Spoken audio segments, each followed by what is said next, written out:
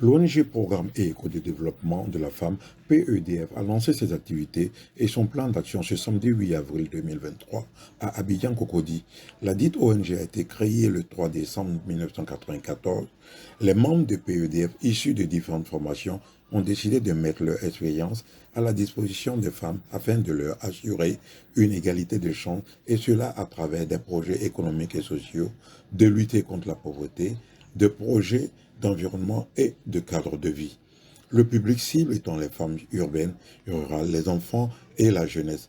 Les objectifs étant la lutte contre l'exode rural, contribuer à l'épanouissement, au bien-être et à l'autopromotion sociale de la femme, lutter contre la dégradation de l'environnement, lutter contre le sida, lutter contre la pauvreté des femmes en valorisant leur savoir-faire traditionnel et la mise en œuvre des micro-projets générateurs d'activités pourvoyeuses d'emplois et de revenus. Je représente ce matin l'ambassadeur Éric Tabat, chef du protocole du président de la République.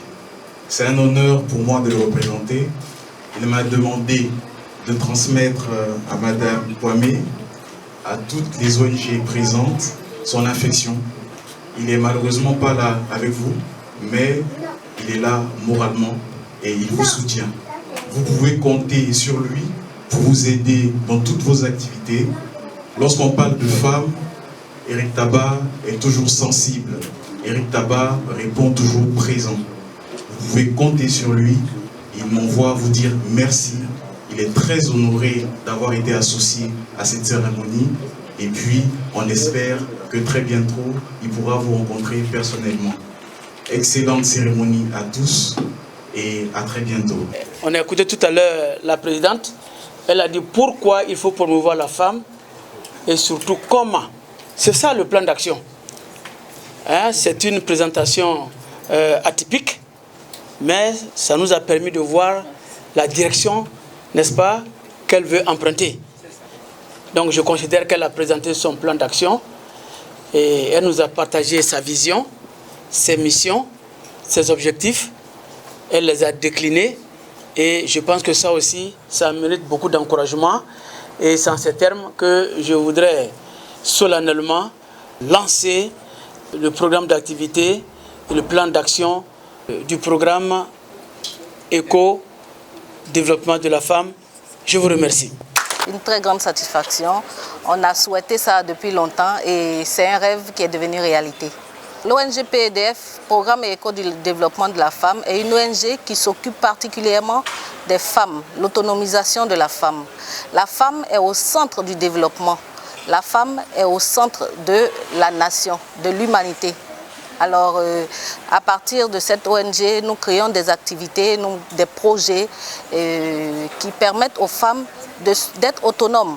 Alors, quand une femme est autonome. Quand on parle d'autonomie, ça ne veut pas dire que c'est de la débauche ou bien elle se fout d'un homme. Non, non, non, non, c'est pas ça.